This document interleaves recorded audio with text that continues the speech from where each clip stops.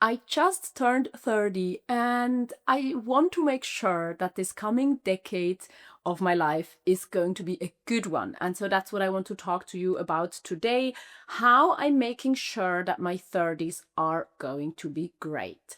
Now, of course, always everything can happen. We can feel miserable at any point in our lives and we can feel amazing at any point in our lives. But I think typically certain things happen in certain decades, and I think for my 30s there are a few things that are crucial that might apply to most of you as well. And so I have 5 things that I want to just really focus on to make sure my 30s are going to be great. And I'd say let's get started. So the first thing I want to do in my 30s is trying new things, and a lot of that, because I think we're always kind of trying new things. But why this is especially important in my 30s is because I think many people experience their 30s as like something just going by in a blink. It's a bit stressful. It's a lot of like routines and like adult life, and so all of the fun things you had in your 20s don't really come with you into your 30s. And I don't think it has to be that way. And so I think like the easiest way to do that is trying new things, because trying new things makes memories, it makes us like stay flexible, it makes us feel alive.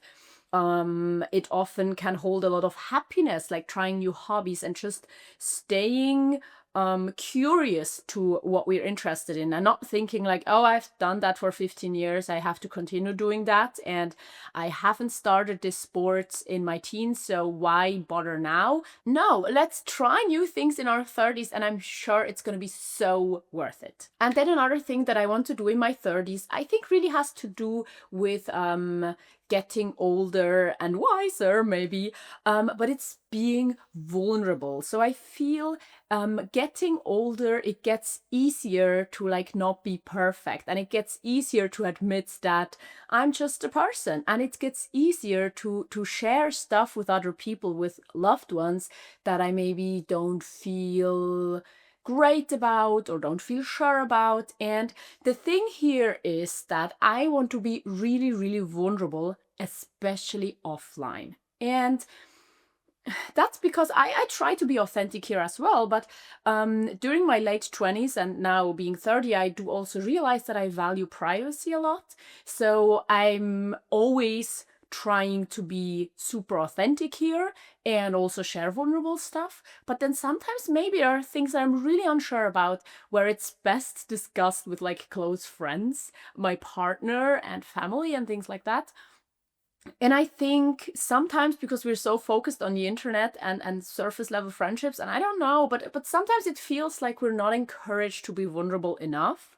And I want to have these people where I can just be myself and share things and feelings that I'm really unsure about, that maybe are not also my best parts and sides, and have like the knowing and the trust to be like held by the people around me. So being vulnerable and learning to be even more vulnerable is something I want to give like my all in my 30s. And now we're actually moving perfectly on to the third thing I want to talk about, and that's community. Because I think being vulnerable really helps building community as well, because community in the end is about being there for each other, and we need community in different ways. Of course, we have like more so loose community where I don't know, there are online marketplaces where everyone just kind of gives away their stuff they don't need anymore for a little money or even for free.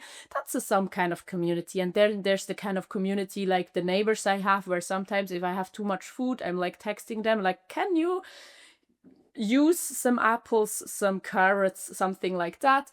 And then there's the community that's really, really there for you when you need something, and the people who are going to invest time and energy and just be there for you. And of course this can all like be the same people, and some of them can be good for some parts and not for others, but community is important. And so my 30s, I really, really hope to build more community. I've been trying to do that for the past years, but more so even now, I want to build community. And now that my son is older, I feel like I also have the resources to maybe be there more for other people and build more community, because my immediate, like, small family maybe doesn't need as much of me right now anymore. And so I have more resources again to give to other people and help out other people, maybe also other people who have small children now when I'm in my 30s.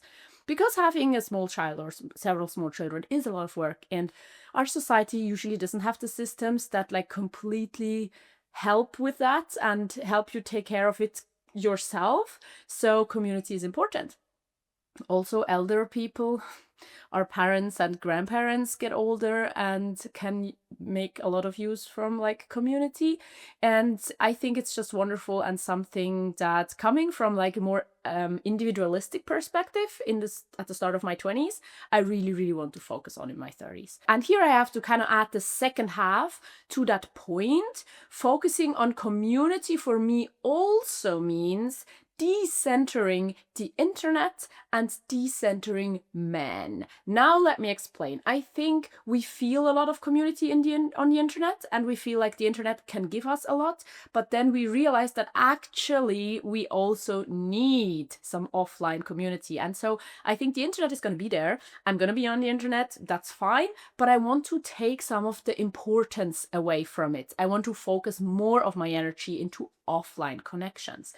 Decentering men means that there is just this overwhelming patriarchal urge, especially on people that have been, raised as women, that we have to do everything we do in order to please men, to look good for men, to be good wives to men, to clean up after men, to not be an inconvenience to men, to just follow however men do things. And I don't want that. And I feel like real relationships and good community do not come from this, different levels of like everyone has to focus on what men want them to do. And I know some of you might think like, yeah, but we like everyone has the same rights, and feminism has been around for a long time, and so that's not an issue. But I'm like sure, and I see it in my own life, that it still is an issue, that it still is not like there are not equal rights, and it's not done equally. Like women still do more care work, and women still oftentimes feel like they have to look pretty for men, and I don't want that. And I want to really build a world where we can all see each other as human, truly, and not work in this patriarchal society that still values men over women. And so that is also part of this community thing that I want to be really careful with, and really focus on decentering men. I mean, they can have value, right? But they cannot have more value than other women and non-binary people, And then number 4, I think in my 30s, especially, again, because we're getting older, we have our set ways and routines and knowledge, I want to continue learning, because learning, honestly, it's so fun. And it's so important. And I think when we become adults, and sometimes even when we have small children, we're like, I know it is that way. Don't ask me why. It just is. Believe me, I'm the adult. And I hate that. Like, we can all still learn, and we all still need to learn. And there's so much I want to learn. So I want to just encourage myself and you that in our 30s, we continue learning. Through reading, through taking up like a new studies, degree, something, through talking to different people, through looking stuff up on the internet, like just keeping like a learning mindset and trying to gather more information, look at things just widen our view a bit, and learn more, just learn more.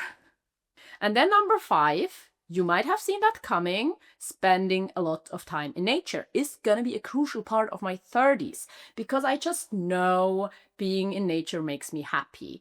And I know it can be a real struggle when trying to maintain all the everyday stuff that we need to do, that we want to do, that comes our way and settles into our routines maybe when we become adults, and especially also in our 30s. And so I want to make a point and a priority out of spending time in nature, discovering new places, spending time in familiar places, moving my body, maybe even learning new skills when it comes to my body and like sports and things like these. And I just hope these few things will carry me through my 30s, making sure that it's gonna be a good decade. Now, I'm sure I forgot things that are important to you, that might become important to me. So please let me know what the things are that you are trying to do to have like a good coming decade, no matter if you're 22, if you're 42, 56, 35. Let me know like the long-term habits and mindsets that make your life good. I think we can all like benefit from each other's ideas and thoughts here. So let's do that in the comments. And now I also want to link you another video that you can check out right now and remind you to not forget Patreon, because there's an extra podcast episodes there every single week, even if there's no YouTube video here. And so I do hope to see you over there or in this video or in my next one. Goodbye.